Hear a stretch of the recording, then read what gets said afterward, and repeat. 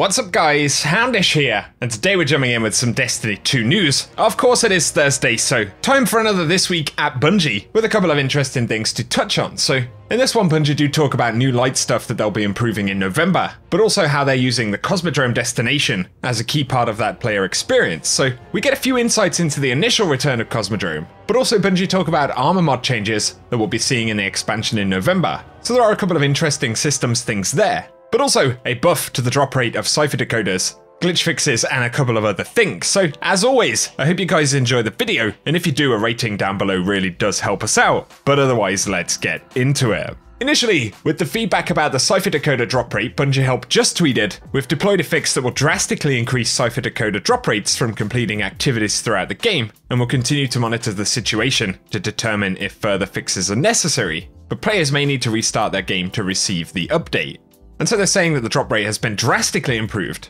Seen a little bit of mixed feedback about it so far. I was running some more deals and I managed to get a couple dropped when I ran like 3 strikes in a row, which is certainly better than what I was seeing personally on Tuesday, but be sure to give us your experiences with that down below. They did add though that they fixed an exploit that allowed players to farm various currencies from Spire of Stars, and that was where players were able to get a ton of Cipher decoders very quickly. And so hopefully this should balance things out, and within a few days players will be able to unlock the triumphs and everything like that legitimately with that increased drop rate. Now though, as we move into the trap section of the video, Bungie speak initially about the COSMODROME and new light, and more than anything they are talking about how they're adjusting the new light experience, but it's something that veteran players will be able to check out, and of course the destination itself will be returning, with various updates happening throughout the year. But they say that over the last year, there's been a lot of feedback about the new player experience in Destiny 2, and currently players are given a single mission to become acquainted with some basic gameplay, and then let loose in the tower without much direction on where to go or what to do next. And so they say the team has been working to restructure, and today they're giving a small glimpse into the new light experience. So off the bat, we can see an image of the steps in the COSMODROME for Destiny 2 right here, COSMODROME looking pretty cool. And they say that starting on November 10th, players will start in the same way that most of us have. A ghost will be on the hunt for their guardian, and they'll stumble upon you, and then revive you for the first time. But what's different now is you won't immediately find a ship, rather you'll stumble into another guardian in the wild. We can actually see this character here holding the Kvostov. And they say that Shohan is his name, and he's on a mission with his fire team to investigate what the Hive are up to in the COSMODROME. He'll show you the ropes and help you find your way among the gameplay and systems of D2.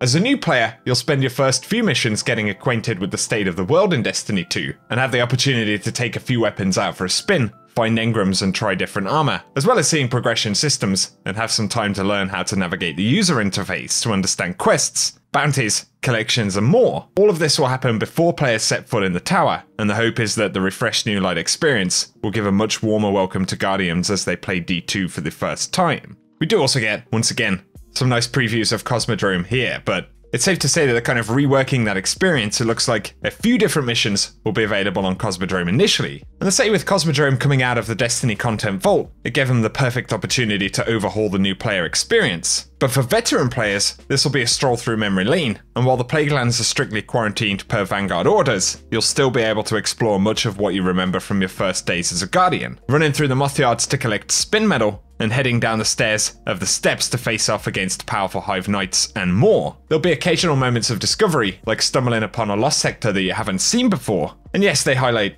that the new light quest and experience will also be available to veteran players on November 10th. So that's the main kind of conversation for the COSMODROME right there. Obviously, we know that COSMODROME is going to see updates during Year 4, including the addition of some of the strikes we had in D1. So there'll definitely be more to come, and I'm sure Bungie will use the destination as a content focus potentially for one of the seasons in Year 4, but obviously a positive for any other new players coming on board to the game. Up next though, they speak about mods and how they're going to be adjusted starting on November 10th. So they say some of the mods that we commonly use are being tuned, some of them will be buffed, while others will be removed altogether.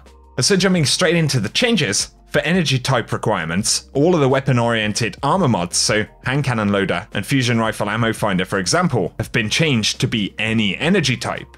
And as a result of the above change, all arc charged with light mods now activate their second perk if you have any other arc mod equipped on the same armor piece, or if you have any other arc charged with light mod socketed on any other armor piece that you're wearing. And they say that removing the energy type requirements from weapon focus mods has been a consistent piece of feedback since Armor 2.0 launched, and so that is definitely at the very least a partial adjustment to that commonly complained about system. But they'll also be rebalancing enhanced mods, and all mods that have an enhanced version, so enhanced hand cannon loader for example, have had the base mod sufficiently increased to match that of the enhanced version of the mod. Those enhanced mods have been deprecated, and the base mod's energy costs have been adjusted upwards slightly, but are still lower than the equivalent enhanced mods. But also some mods have been moved to different slots to create more competition for mod sockets across armor pieces. And the example they give is that fast ready mods have moved to the arm socket. And so an interesting way of attempting to adjust that, I'll be curious to get any thoughts about it, but for raid mods, starting in Season 12, The Last Wish, Garden of Salvation, and upcoming Beyond Light raid armors will now have a 5th dedicated armor mod socket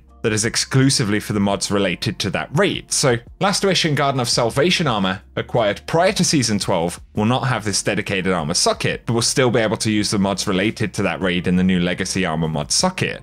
Anti-Taken mods from The Last Wish will only function in the Last Wish raid. Anti-Hive mods from Leviathan will be deprecated, and so will Anti-Fallen raid mods. And the decision to give the raid armors a 5th mod socket dedicated solely to its raid mods should not only make the raid armors a more valuable reward, but also should compensate for the restriction on the usage of these mods with the ability to use that armor to craft your build both in and out of the raid.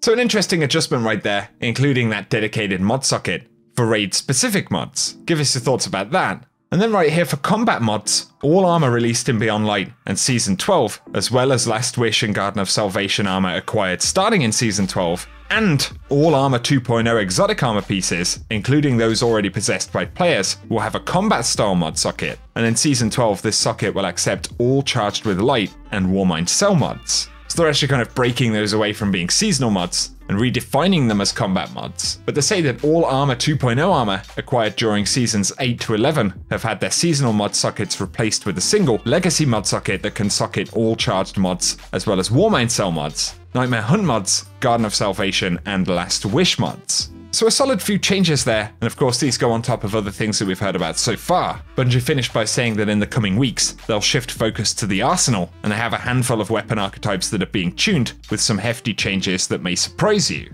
And so give us your thoughts on those changes that we've heard about right there, guys. But also they finished by saying, to prepare for the release of Beyond Light and Season of Redacted on November 10th, D2 will need to be taken offline for maintenance, and in order to prepare for Update 3.0, the game will be taken offline for maintenance at 7 PM PST on November 9th, and is going to remain offline until November 10th, 2020 at 10 AM PST. Players are strongly urged to finish any Season of Arrival's content or triumphs before 7 PM on November 9th. But also, when the season goes away at that time, there will be a number of activities and triumphs no longer available to players, and some items will include the Prophecy Dungeon, Ruinous Effigy Quest, Traveler's Chosen Quest, the Seed of Silver Wings artifact, as well as the player power increase from the artifact, and then unopened Umbral Engrams. They also do finish by saying in the TWAB that they will give information about the raid date. Of course, a lot of players are trying to plan what they're going to do for the raid launch, so they're looking to have details on that by next week. As always, guys, I will be keeping you posted about it, so get subscribed right here on the channel if you want to stay up to date, but otherwise, that's what we have to speak about today. And so, as always, give us your thoughts down in the comment section, and I hope you found this one interesting. If you have, a rating below is very much appreciated as well. But otherwise, thanks for tuning in, and I hope you all have an awesome day.